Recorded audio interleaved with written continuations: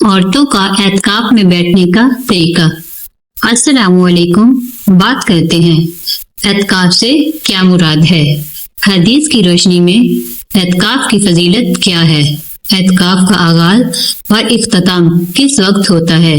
क्या बीवी का खामद की इजाजत के बगैर एतकाफ बैठना जायज है। एतकाफ के लिए जरूरी शराइत क्या हैं। औरत किस वक्त और किस जगह एतकाफ बैठे। एतकाफ की नीयत क्या है। एतकाफ के दौरान किन चीजों से बचना चाहिए। क्या एतकाफ के दौरान औरत घर के काम कर सकती है। क्या एतकाफ के दौरान गुस्ल करना जायज है। क्या एतकाफ के दौरान बेड या चारपाई पर सोया जा सकता है। एतकाफ के दौरान कौन सी रातें जाकर गुजारें। आखिरी अशरा में लैलतुल कद्र को तलाश करना। एतकाफ से क्या मुराद है। एतकाफ अरबी जबान का लफ्ज है जिसके लफ्ज़ी माना खुद को रोक लेना, बंद कर लेना, किसी की तरफ इस कदर तवज्जो करना कि चेहरा भी उससे ना हटे। जबकि शरई इस्लाम में एतकाफ से मुराद ये है कि इंसान इलाकाए दुनिया यानी दुनियावी ताल्लुकात से कट कर खास मुद्दत के लिए इबादत की नीयत से मस्जिद बैत में इसलिए ठहरना ताकि खलवत गुज़े होकर अल्लाह ताला के साथ अपने ताल्लुक बंदगी की तजदीद कर सके। हदीस की रोशनी में एतकाफ की फजीलत। एतकाफ बैठने वाले की मिसाल ऐसे आदमी की है जो अपने मौला के दरवाजे पर 10 दिन के लिए बैठ जाए और आजिज़ी के साथ अपनी हाजत तलब करे। इंशाअल्लाह अल्लाह ताला अपने बंदे को खाली नहीं लौटाएगा। वो बड़ा रहमान और रहीम है। जो बंदा सब कुछ छोड़कर उसके घर में सिर्फ उसी की रजा के लिए बैठ जाता है, अल्लाह ताला रहमत से उसे महरूम नहीं फरमाता बल्कि उसके दिल को सुकून, रूह को ताजगी और दुआओं को कबूलियत अता फरमाता है। नबी करीम सल्लल्लाहु अलैहि वसल्लम की अज़वाज मुताहरात भी एतकाफ बैठा करती थी। जैसा कि हदीस मुबारका से साबित है, हजरत आयशा रज़ी अल्लाह ताला अन्हा से मरवी है कि हुज़ूर करीम सल्लल्लाहु अलैहि वसल्लम रमजानुल मुबारक के आखिरी 10 दिनों में एतकाफ किया करते थे, यहाँ तक कि अल्लाह ताला के हुक्म से आप सल्लल्लाहु अलैहि वसल्लम का विसाल मुबारक हो गया। फिर आप सल्लल्लाहु अलैहि वसल्लम के बाद आपके अज़वाज मुताहरात ने भी एतकाफ किया। एतकाफ बैठने की फजीलत पर कई अहादीस मुबारक बयान हैं। उनमें से चंद एक दर्ज झैल हैं। इमाम ज़ैनुल आबिदीन हजरत अली बिन हुसैन रज़ी अल्लाह ताला अन्हुमा अपने वालिद गिरामी हजरत इमाम हुसैन रज़ी अल्लाह ताला अन्हा से रवायत करते हैं कि हुज़ूर करीम सल्लल्लाहु अलैहि वसल्लम ने इरशाद फरमाया, मनित कफा अशरन फी रमजाना काना हज्जतैनी व उम्रतैन। जिस शख्स ने रमजानुल मुबारक में 10 दिन का एतकाफ किया उसका हज, उसका सवाब 2 हज और 2 उम्रा के बराबर है। हजरत अब्दुल्ला बिन अब्बास रज़ी अल्लाह ताला अन्हुमा से रवायत है कि हुज़ूर करीम सल्लल्लाहु अलैहि वसल्लम ने फरमाया, मन इतकाफ़ यौम इब्तिग़ा वजहिल्लाह जअलल्लाहु बैनहु व बैनन नारि सलासा खनादिक कुल्लु खंदकिन अब्दहु मिम्मा बैनल खाफिकैन। जो शख्स अल्लाह की रजा के लिए एक दिन एतकाफ करता है, अल्लाह ताला उसके और दोज़ख के दरमियान 3 खंदकों का फासला कर देता है। हर खंदक मशरिक से मगरिब के दरमियानी फासले से ज्यादा। अब बात करते हैं कि एतकाफ का आगाज और इख्तिताम किस वक्त होता है। शरीयत की रूह से मसनून एतकाफ का आगाज 20 रमजानुल मुबारक की शाम और 21 के आगाज यानी गुरूब आफ्ताब के वक्त से शुरू होता है और ईद का चांद देखते ही एतकाफ खत्म हो जाता है। चांद चाहे 29 तारीख का हो या 30 तारीख का, दोनों सूरतों में सुन्नत अदा हो जाएगी। अब बात करते हैं क्या बीवी का खावंद की इजाजत के बगैर एतकाफ बैठना जायज है। बीवी के लिए ये जायज नहीं है कि वो खावंद की इजाजत के बगैर एतकाफ बैठे। अब बात करते हैं कि एतकाफ के लिए जरूरी शराइत क्या है। नंबर 1 मुसलमान होना, नंबर 2 आकिल होना, नंबर 3 मस्जिद बैत का मुकर्रर होना यानी जो जगह नमाज और इबादत के लिए मखसूस की गई हो। एतकाफ की नियत करना, नंबर 5 रोजा रखना, नंबर 6 जिस्मानी पाकीज़गी यानी जनाबत, हैज या नफास से पाक होना जरूरी है। हैज और नफास इन दोनों सूरतों में औरत एतकाफ नहीं कर सकती। अगर मालूम हो तो एतकाफ में ना बैठे।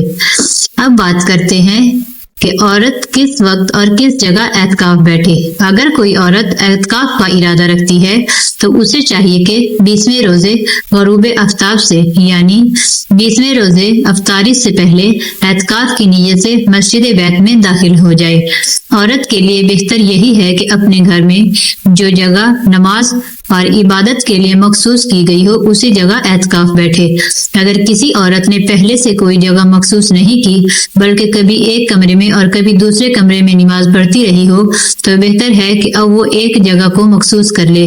پورے کمرے میں بھی اعتکاف کا اہتمام کیا جا سکتا ہے۔ اگر کمرے میں گھریلو افراد کا گزر بسر ہو تو بہتر ہے کہ کمرے کے ایک طرف پردہ لگا کر آرام کرنے اور سونے کے لیے چادر یا بستر وغیرہ لگا کے اعتکاف کا اہتمام کرے اور نیت کر لے کہ یہ میری مسجد بیت ہے، میں اسی جگہ عبادت کیا کروں گی اور اعتکاف کی نیت سے وہاں بیٹھ جائے۔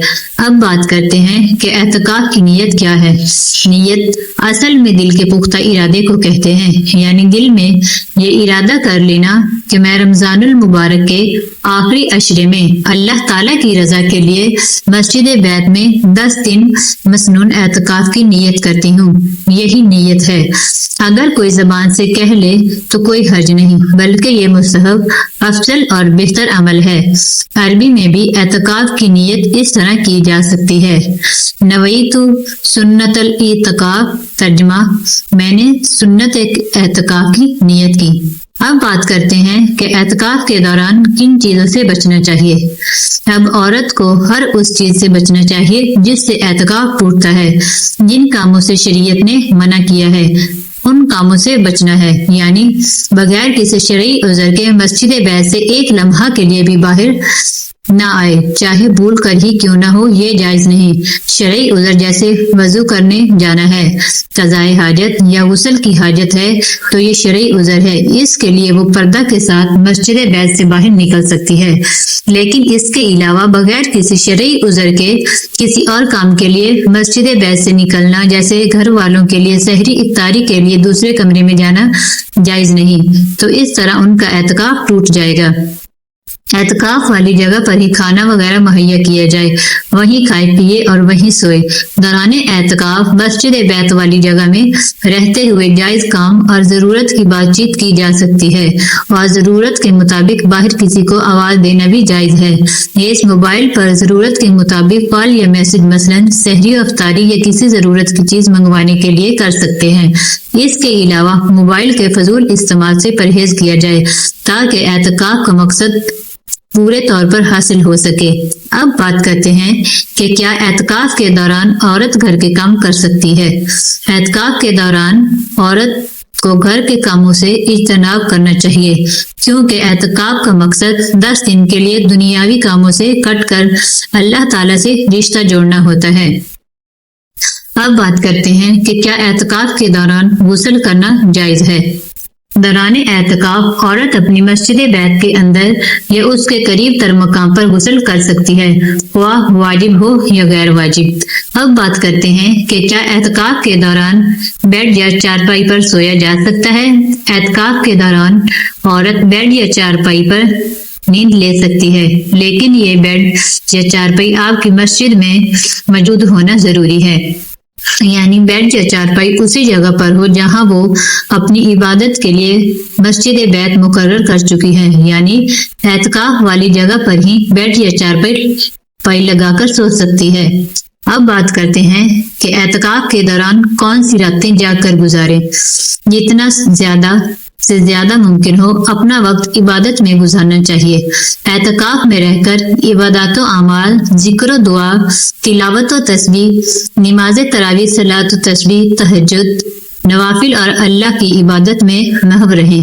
خاص طور پر جو طاق راتیں ہیں یہ تو ہمیں جاگ کر گزارنی چاہیے، کیونکہ ایک خاص مقصد اعتکاف کا آخری عشرے میں لیلۃ القدر کا پانا ہے۔